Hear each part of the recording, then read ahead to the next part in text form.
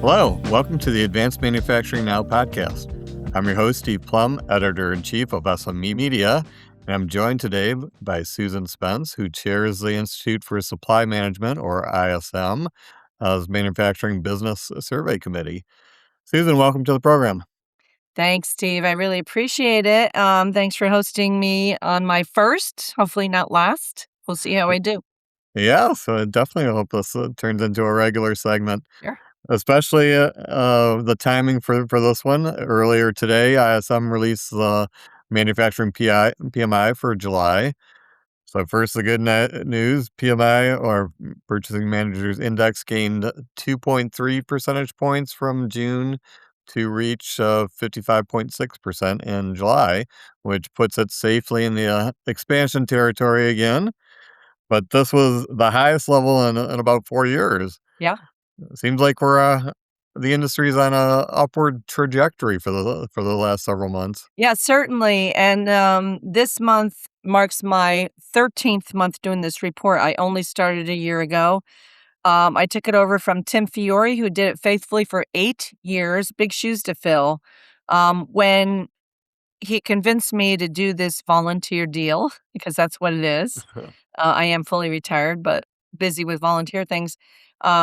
What he had said to me is, it was in April, May of last year. The first tariff announcement had come out, and he said this is a really volatile and interesting time. And if we all thought we could predict what was going to happen next, we can't anymore.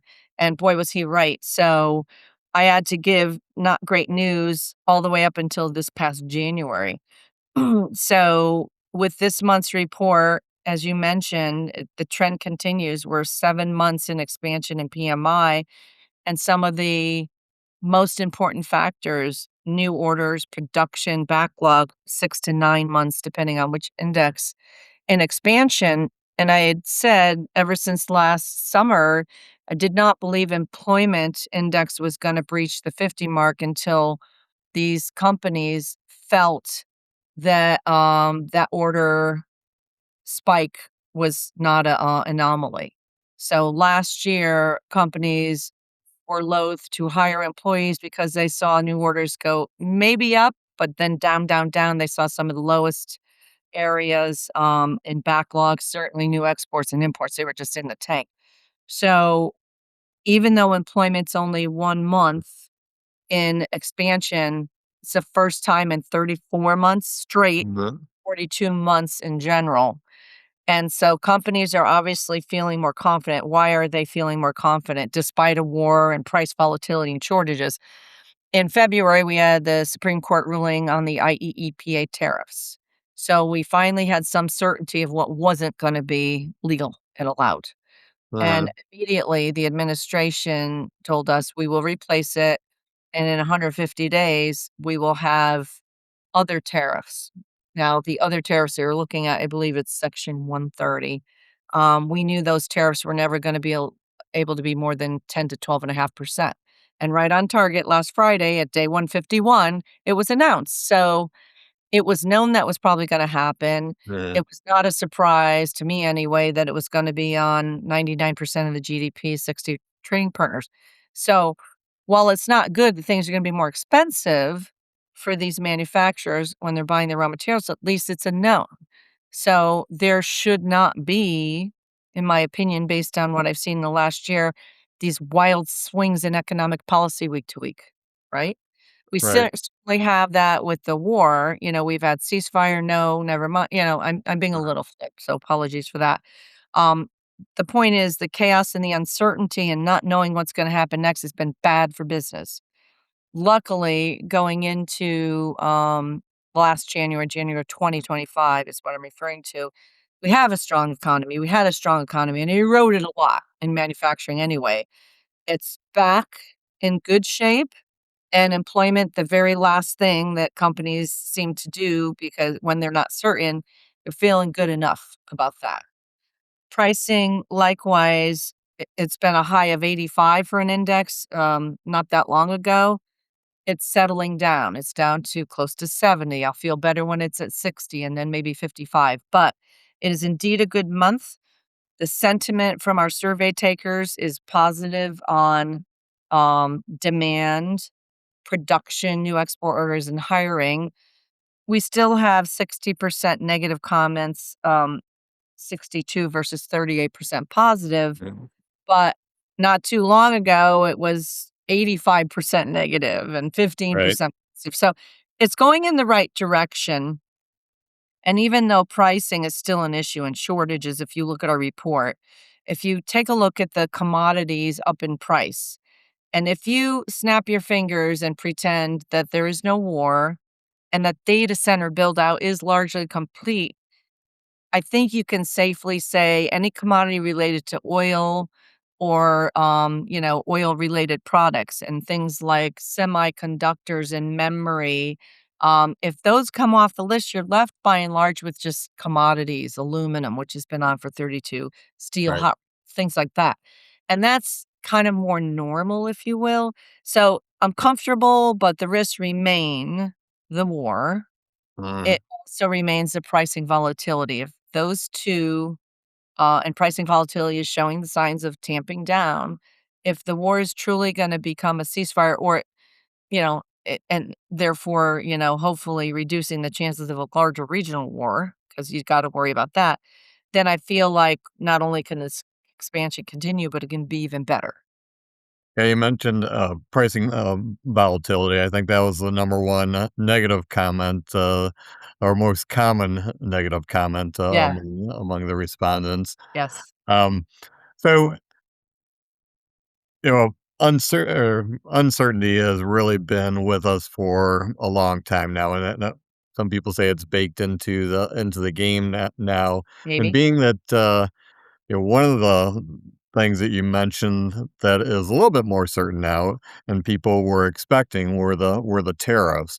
But since they were announced so late in the month, was that really reflected in this month's results? No, I mean, those were announced, last Friday, and the survey closed, like, 10 days before that. Yeah. However, it is my gut tells me, that wasn't a big surprise. In fact, Mhm. some of the comments leading up to this month is, "Well, we'll see what happens in July."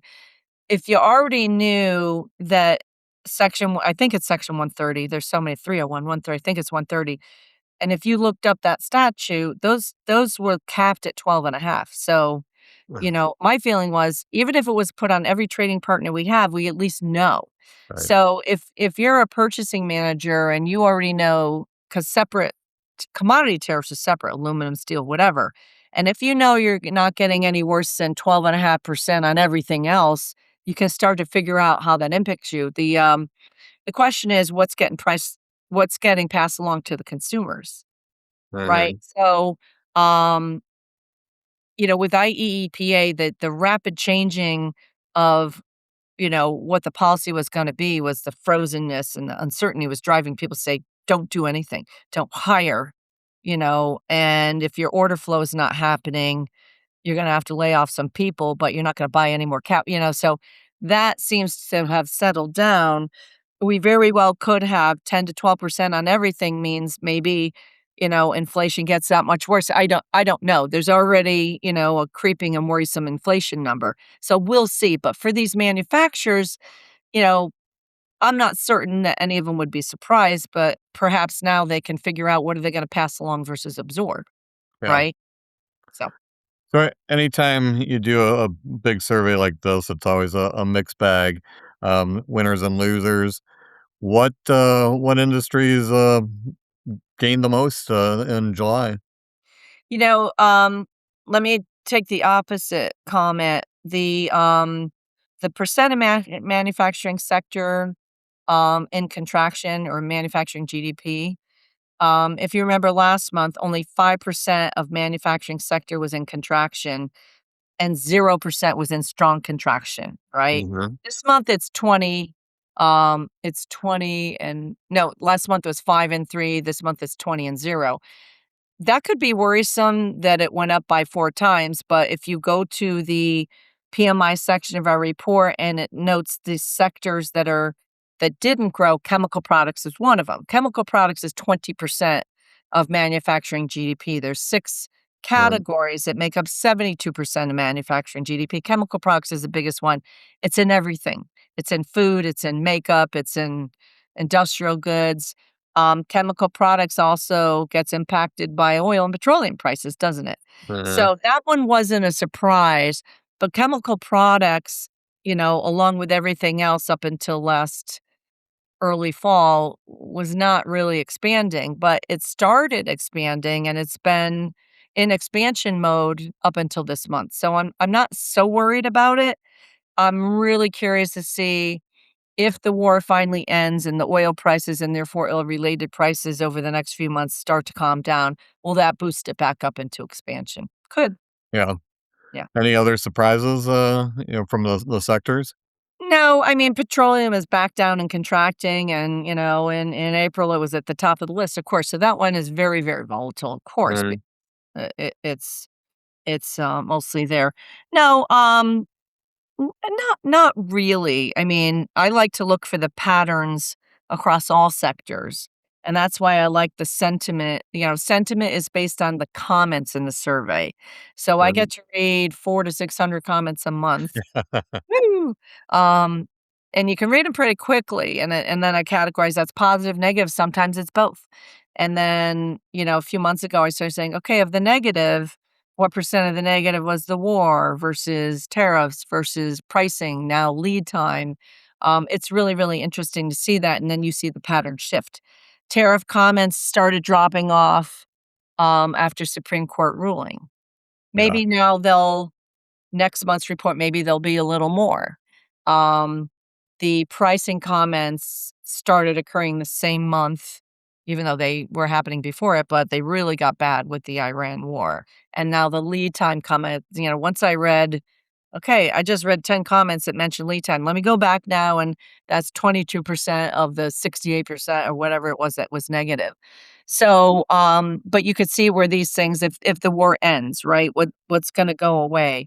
Lead time as it results to the Strait of Hormuz and some of the other regional things, oil prices for sure.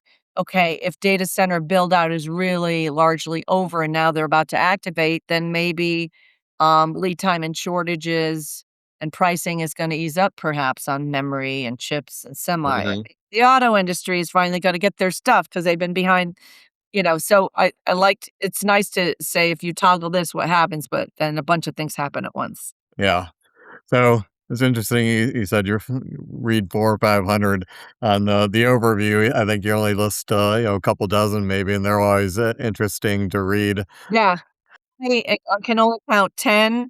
I like 6 to be from the big industries, but at the same time, if we have 60% negative comments, 40% positive, I wanna be 6 and 4, right? And then sometimes there's one you just can't resist because the comment is just says it all, Yeah. and then there's comments that, we don't really need to poke people in the eye, right? So you want to be, of course, apolitical as much as you can, but some of the comments, it's like that hit on just about everything that's been Yeah. going on, So I always thank the participants because every month they're taking this thing, right? Yeah. And they're seeing the questions and the more comments, white space comments, say what you want, but can tell us and give us really good insight of what's going on and things you wouldn't think about. Like, I got questions from reporters a lot in the fall about, so where's this reshoring? Where's this new manufacturing footprint in the States? And I was able to say, out of 400 comments or however many, let's say general comments, out of a couple hundred comments, 2 people mentioned it, and Right. 2 people said, "It's not happening." Right? It's just so I could say across our sectors, 18 sectors, hundreds and hundreds of companies, it's not happening.